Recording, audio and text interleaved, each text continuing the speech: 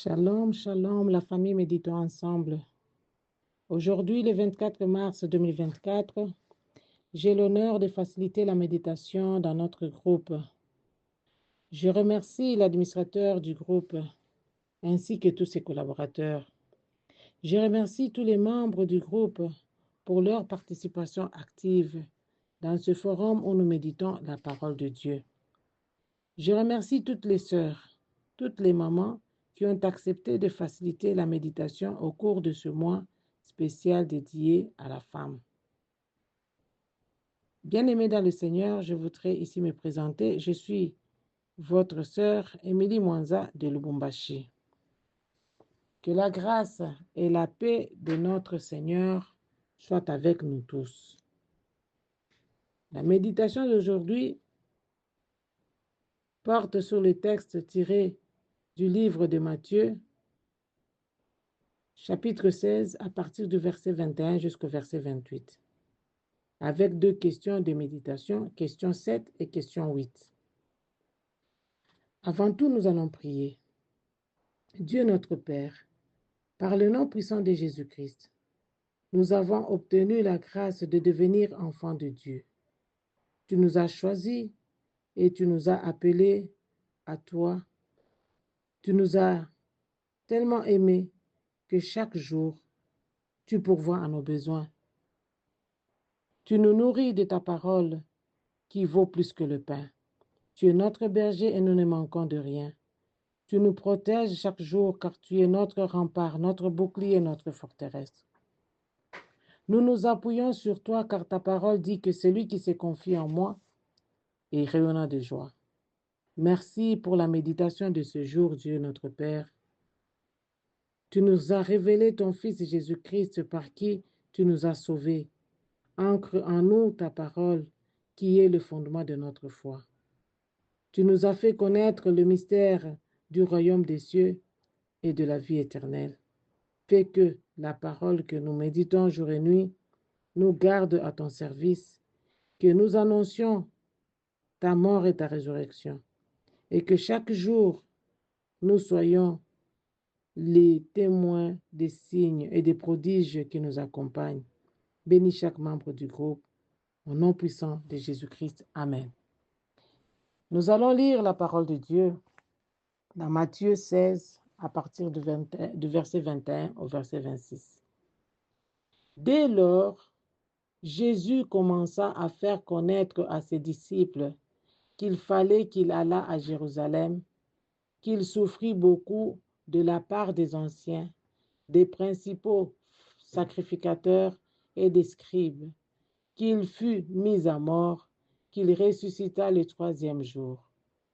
Pierre, l'ayant pris à part, se mit à le reprendre et dit, « À Dieu ne plaise, Seigneur, cela ne t'arrivera pas. » Mais Jésus, se retournant, dit à Pierre, « Arrière de moi, Satan, tu mets en scandale, car tes pensées ne sont pas les pensées de Dieu, mais celles des hommes. » Alors Jésus dit à ses disciples, « Si quelqu'un veut venir après moi, qu'il renonce à lui-même, qu'il se charge de sa croix et qu'il me suive. Car celui qui voudra sauver sa vie la perdra, mais celui qui la perdra à cause de moi la trouvera. Et que servirait-il à un homme de gagner tout le monde s'il perdrait son âme? Ou que donnerait un homme en échange de son âme? Car le Fils de l'homme doit venir dans la gloire de son Père avec ses anges, et alors il rendra à chacun selon ses œuvres.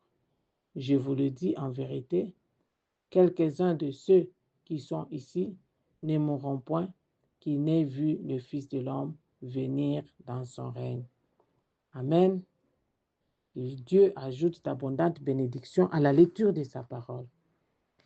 Nous passons à la question numéro 7 qui dit « Quelle vérité Dieu me révèle-t-il » Oui, Dieu me révèle les vérités suivantes. Au verset 21, dès lors, Jésus commença à faire connaître à ses disciples qu'il fallait qu'il allât à Jérusalem, qu'il souffrit beaucoup de la part des anciens, des principaux sacrificateurs et des scribes, qu'il fut mis à mort et qu'il ressuscita le troisième jour. La vérité ici est que Jésus connaissait le plan de Dieu, le chemin tracé par Dieu pour sauver l'humanité. Jésus savait qu'il devrait souffrir. Il connaissait la volonté de Dieu et il l'a laissé faire cette volonté. Il n'a pas échappé. En plus, il connaissait même ceux qui devraient le faire souffrir. Il parle à ses disciples de sa mort et de sa résurrection, sachant que par sa mort et sa résurrection, le monde serait racheté. Jésus démontre la nécessité d'aller à Jérusalem pour cette fin. Jésus annonce sa résurrection qui interviendrait après 3 jours.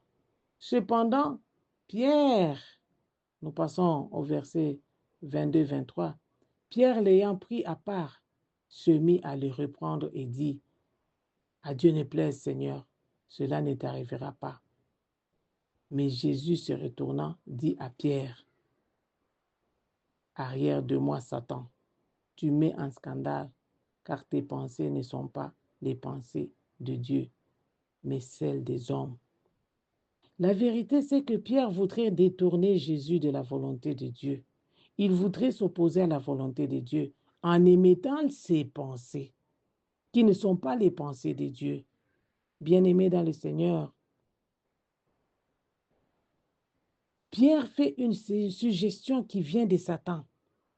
Il pensait détourner Jésus-Christ du plan qui avait été déjà tracé par Dieu. Il pensait que par sa façon de dire, Jésus devait abandonner ce que Dieu avait déjà planifié.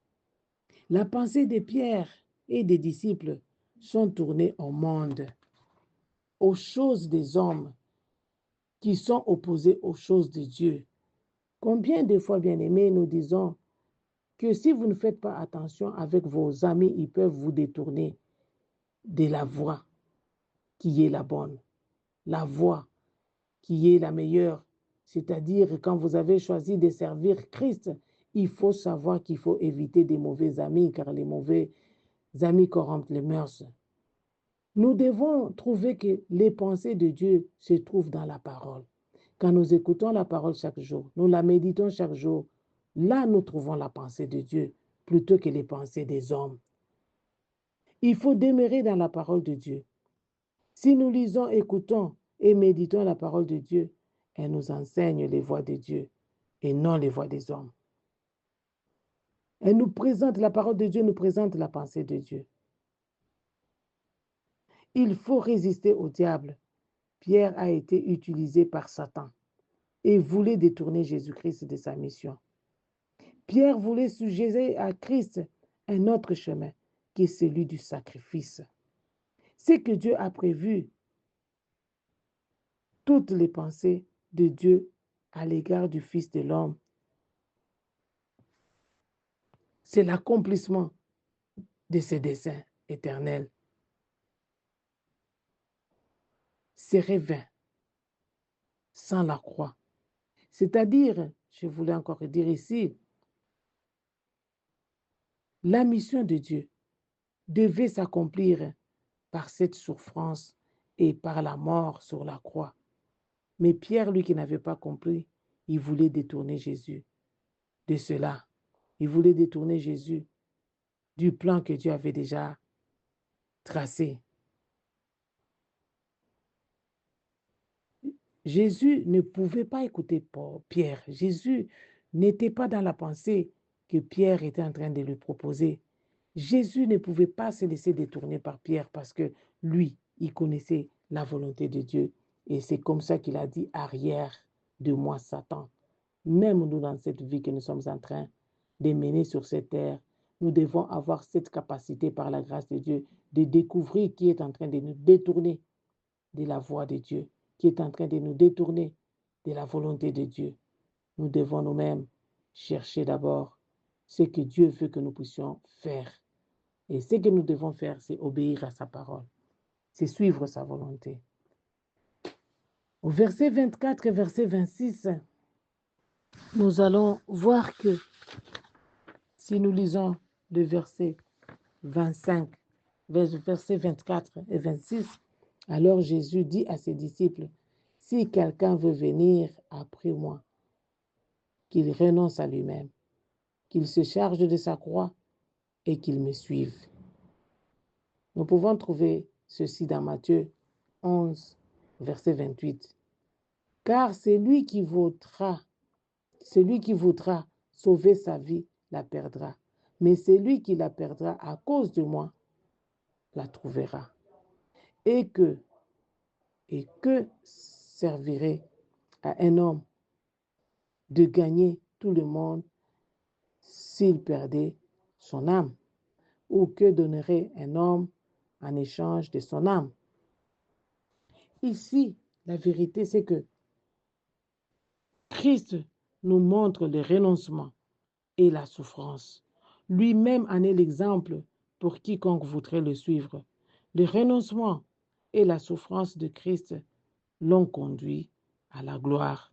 Si nous lisons dans Matthieu 10, versets 37 à 39. La vérité que Christ nous révèle encore dans ces versets est d'accepter de renoncer au plaisir du monde et de s'attacher à la parole de Dieu, de s'attacher à la volonté de Dieu, de s'attacher à ce que Dieu veut. Nous devons normalement renoncer à tout ce que le monde nous propose, même à nos familles. Il nous met en garde, le Christ nous met en garde contre les obstacles familiaux ou sentimentaux en évoquant la nécessité du renoncement à soi-même. Si nous lisons Matthieu 10, de versets 37 à 39. Nous devons renoncer au monde avec ses convoitises, cupidité, ivrognerie, luxure, impudicité, etc. Galates 2, 20 nous dit, « J'ai été crucifié avec Christ, et si je vis, ce n'est plus moi qui vis, c'est Christ qui vit en moi. Si je vis maintenant dans la chair, je vis dans la foi au Fils de Dieu, qui m'a aimé et qui s'est livré lui-même pour moi. » Une autre vérité est qu'il faut savoir ce que les richesses qu'offre le monde constituent un piège de Satan pour ravir les âmes. Cherchons donc le royaume des cieux. Renonçons au plaisir mondain.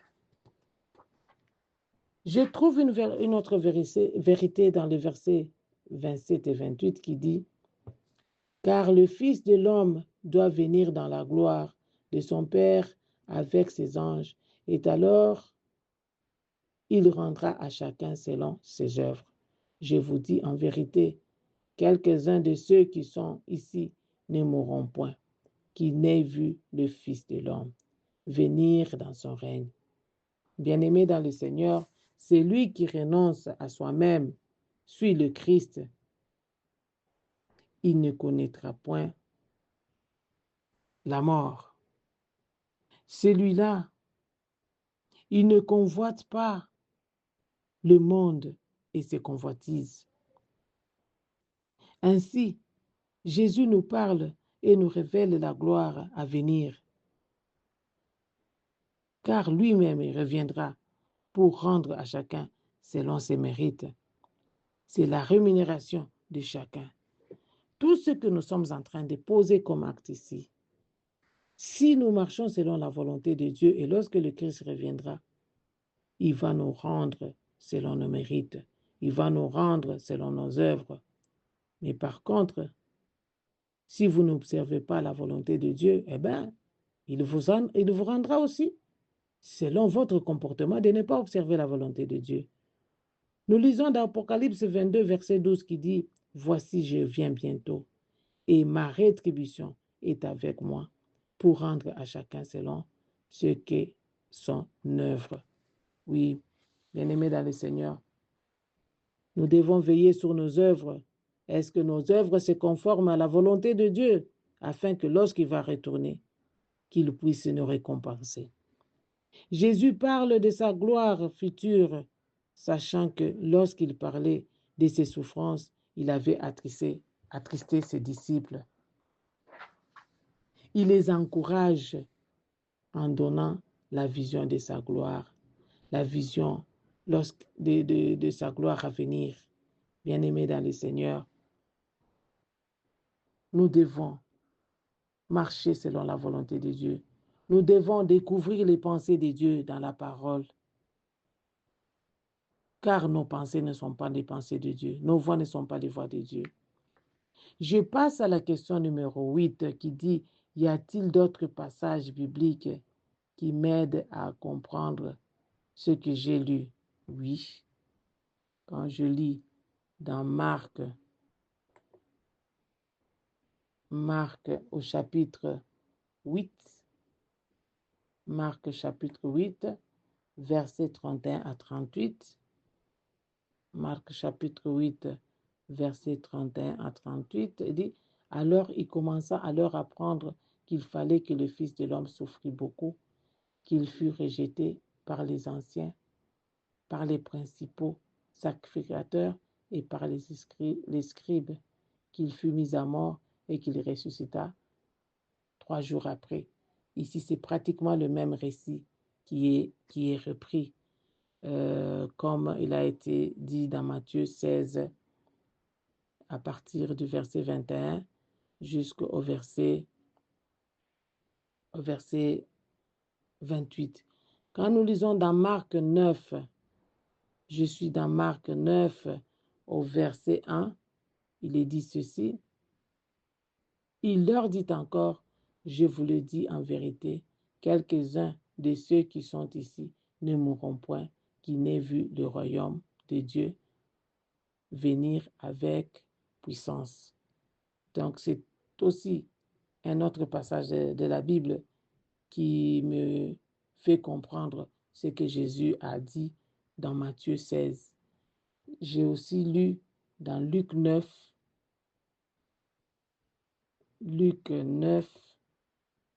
je suis dans Luc 9 au verset 20, à partir du verset 22, Luc 9, à partir du verset 22, nous lisons, il ajouta qu'il fallait que le Fils de l'homme souffrit beaucoup, qu'il fût rejeté par les anciens, par les principaux sacrificateurs et par les scribes, qu'il fût mis à mort et qu'il ressuscita le 3e jour. Donc, c'est pratiquement encore le même passage qui a été repris dans Luc au chapitre 9 à partir du verset 22 jusqu'au verset 27. J'ai aussi lu Luc chapitre 14 à partir du verset 25 jusqu'au verset 27. Luc chapitre 14 à partir du verset 25 jusqu'au verset 27. Nous lisons ce qui suit et il est en train d'expliquer toujours les mêmes choses que j'ai lues un peu plus haut. À partir du verset 25, il dit « Des grandes foules faisaient route avec Jésus et il se retourna et leur dit « Si quelqu'un vient à moi, et s'il n'est et pas son père, sa mère, sa femme et ses enfants, ses frères et ses sœurs, et même à sa propre vie, il ne peut être mon disciple. Quiconque ne porte sa croix et ne me suit pas, ne peut être mon disciple. » Voilà les deux passages aussi qui montrent comment Jésus nous invite à le suivre lui, à lui appartenir complètement, à ne pas se laisser piéger par les obstacles familiaux ou les sentiments familiaux, mais il faut aimer Dieu de tout son cœur, de toute son âme, de toutes ses forces, avant toute chose. Et quand vous aimez Dieu, vous allez observer sa volonté. Vous allez marcher selon sa parole. Et comme j'ai dit, en lisant sa parole, vous allez découvrir les pensées de Dieu. Oui, il y a d'autres versets que j'avais déjà mentionnés lorsque j'étais en train d'exploiter la question numéro 7. Que Dieu soit loué, bien-aimé dans le Seigneur. Je vous dis merci pour l'attention que vous avez portée, que vous allez porter à cette facilitation de ce jour. Que Dieu vous bénisse. Demeurez dans le Seigneur.